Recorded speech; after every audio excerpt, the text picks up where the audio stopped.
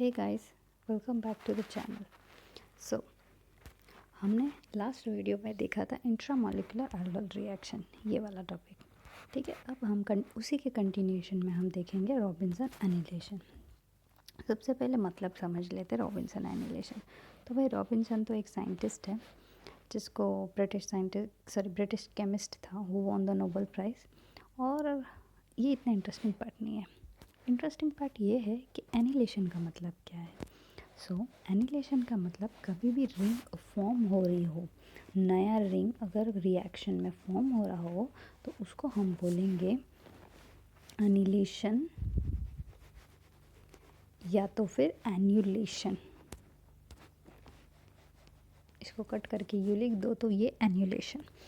Annihilation या फिर एन्यूलेशन बोलते हैं। ठीक है, तो ये मालूम पड़ गया कि भाई रॉबिन्सन एनिलेशन मतलब ये रिएक्शन में एक नया रिंग फॉर्म हो रहा है।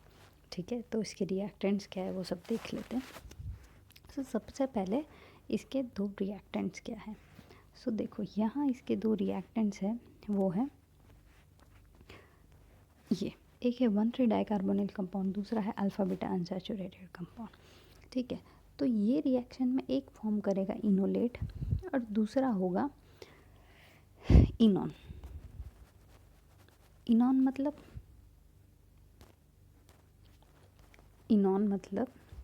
इन प्लस ऑन, इसका मतलब डबल बॉन्ड और कार्बोनिल हो तो हम उसको बोलेंगे इनॉन। उसको हम alpha beta unsaturated carbonyl compound भी बोल सकते हैं। ठीक है, तो ये रॉबिन्सन की कंडीशन है, ये हम कंक्लूजन में देखेंगे, फिर से देखेंगे।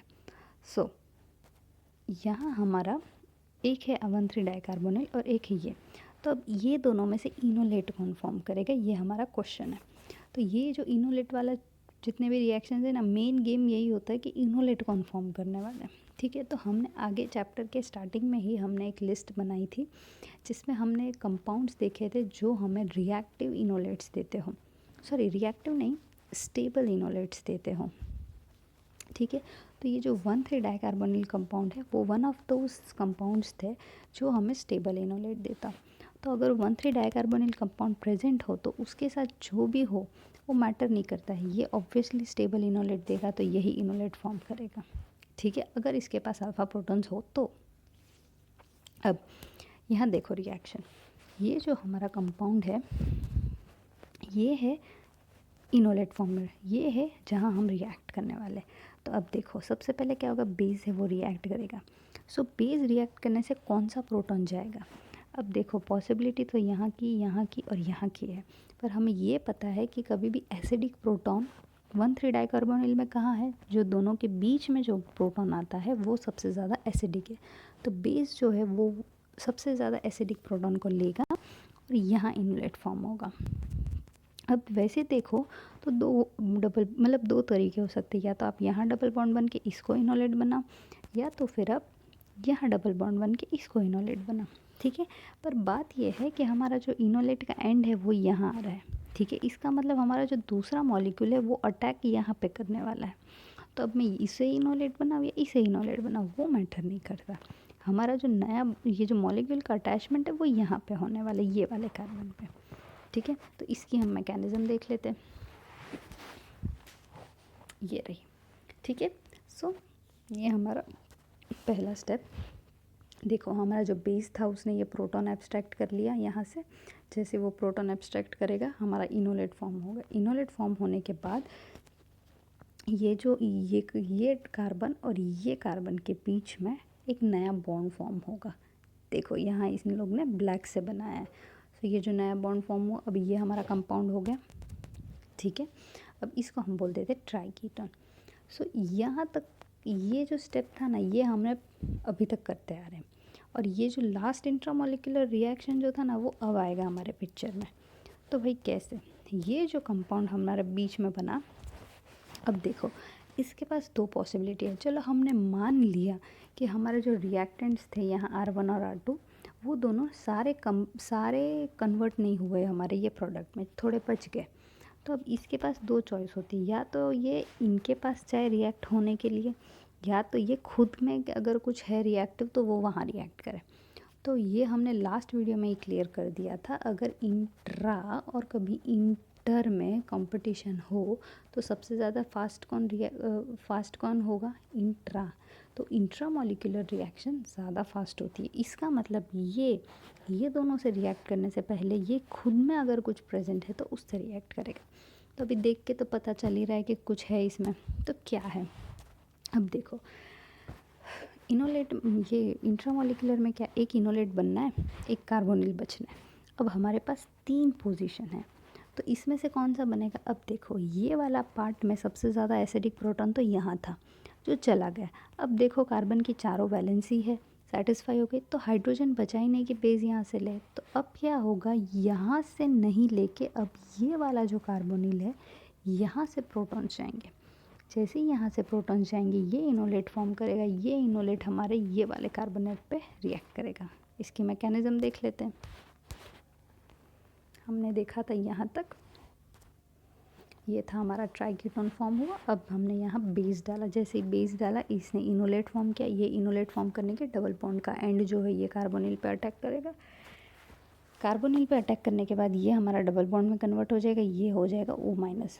अब हमारा जो बेस है वो प्रोटॉन है, प्रोटॉन उसने ले लिया था, तो अब वो वापस इसको रिटर्न करके OH फॉर्म हो जाएगा। अब काफ़ी बार हमें ऐसा लगता है कि ये प्रोडक्ट हमारा फाइनल प्रोडक्ट है, ठीक है, पर जो मेन चीज़ है कि ये आगे भी जाता है। तो भाई कैसे? तो भाई हमारा OH जो है वो एक अच्छा लिविंग ग्रुप है। तो OH लिविंग ग्रुप की खासियत ये है, अगर कुछ भी थोड़ी सी भी पॉसिबिलिटी से अगर हमारा OH जा रहा हो तो वो हमेशा चला जाएगा। तो यहाँ तो है भी पॉसिबिलिटी। तो भाई क्या पॉसिबिलिटी है? तो अब देखो, ये जो OH है अगर उसको फिर से ये जो मॉलिक्यूल है इसको फिर से बेस के साथ रिएक्ट करो, फिर से ये इनोलेट फॉर्म होगा, यहाँ का प्रोटॉन गया, इनोलेट फॉर्म हो, इनोलेट के बाद ये वापस अपना डबल बॉन्ड फॉर्म करना की कोशिश करेगा। तो क्या होगा, यहाँ डबल बॉन्ड शिफ्ट हो जाएगा और ये जो OH है वो निकल जाएगा। तो ये OH निकल के हमें ये प्रोडक्ट देगा, ठीक है। सो ये जो प्रोडक्ट है ये हमारा रॉबिन्सन एनिलेशन का प्रोडक्ट। अब आप देख लो, ये जो था ये हमारा रिएक्टेंट के बाद हमें हमारा अगर प्रोडक्ट देखे तो ये एक नया रिंग फॉर्म हुआ। सो दैट इज़ एनिलेशन या फिर एनिलेशन, ठीक है। अब अब अब जो पूरा रिएक्शन है इन लोग ने एक सिंगल स्टेप में बता दिया है, और वो भी बेस और एसिड वर्कअप किसके साथ कर रहे हैं वो सब स्पेसिफाई कर दिया। तो देखो, यहाँ सेकेंडरी अमाइन यूज़ किया है किसके लिए? As a week base. और दूसरा क्या यूज़ किया है? TSOH। तो TSOH क्या करेगा? एसिडिक वर्कअप कर देगा। तो ये जो एक स्टेप की रिएक्शन है ये पूरी हमें, जो अभी तक हमने पूरी मैकेनिज्म पढ़ी, इन्होंने एक स्टेप में दिखा दी, ओके। अब अगर आपको ये वाला रिएक्शन समझ में आ गया, अगर आपका ये प्रोडक्ट बन गया, तो कोशिश करो कि ये जो दोनों रिएक्टेंट है इससे आप लोग खुद से प्रोडक्ट बना लो। अब आप लोग हाथ रख देना प्रोडक्ट पे और फिर बाद में कोशिश करके देखो, पक्का बन जाएगा, ठीक है। और अगर ना बने, डाउट आ रहे, तो आप लोग मुझे कमेंट सेक्शन में पूछना, मैं आप लोग को वो सॉल्व कर दूँगी, ठीक है। तो ये खुद से कोशिश करना, इजी है, सेम टू सेम चीज़ें यहाँ होने वाली है, ठीक है। अब देखो, कभी कभी एग्ज़ाम में ये कन्फ्यूजन रहेगा कि भाई ये हमारा कौन सा कंपाउंड है, इनोलेट कौन फॉर्म करे। तो देखो, ये एक्चुअली में है तो 1,3 डाइकार्बोनिल। अब सारे एग्जामिनर इतने अच्छे नहीं होते कि हमें 1,3 डाइकार्बोनिल ऐसे क्लियरली स्पेसिफाई करके दे दे, ठीक है। कोई कोई लोग हमें थोड़ा कंफ्यूज करने की कोशिश करें, और एग्ज़ाम्स के टाइम में ना ऐसी सिंपल चीज़ें में भी कन्फ्यूजन आ जाता है। तो इन्होंने एक्चुअली में ये है 1,3 डाइकार्बोनिल, पर इसको लिखा अलग फॉर्म में है, ठीक है। तो आपको लगेगा पता नहीं कौन इनोलेट फॉर्म करने वाला है, पर ये ध्यान देना ये 1,3 डाइकार्बोनिल कंपाउंड है, तो ऑब्वियसली इसकी प्रेफरेंस है इनोलेट फॉर्मेशन होने में, ठीक है। और दूसरी बात, ओके, ये रिएक्शन यहाँ ख़त्म हो गई। अब इसकी डेफिनेशन हमने जो स्टार्टिंग में देखी तो वो फिर से यहाँ आई है, तो हम देख लेते हैं। Any combination of an easily enolizable compound and an enone may give a Robinson annulation product, ठीक है। तो एक इनोलाइजेबल कंपाउंड होगा। इनोलाइजेबल मतलब कौन? जिसके पास अल्फ़ा प्रोटॉन्स प्रेजेंट हो। अल्फ़ा प्रोटॉन्स प्रेजेंट हो तो वो एक अच्छा इनोलेट फॉर्म करेगा, ठीक है। और दूसरा क्या होना चाहिए? इनॉन की बात हो गई। Alpha beta unsaturated carbonyl compound भी उसको बोल सकते हैं, वो ये है, ठीक है। तो ये भी एक आसान तरीका है। एक भाई आप पहचान लो आप इनॉन है या तो एक अल्फ़ा बीटा का अनसैचुरेटेड कार्बोनिल है, तो दूसरा क्या होना है, ऑब्वियसली इनोलेट फॉर्म होना है। ठीक है, तो ये कोशिश करके देख लो, आसान है, हो जाएगा, मुझे नहीं लगता किसी को डाउट्स होंगे, पर फिर भी एक बार ट्राई तो करना। सो लास्ट नहीं, नेक्स्ट रिएक्शन है Darzens reaction. So Darzens reaction की डेफिनेशन देख लेते हैं, इन्होंने पीछे दी है।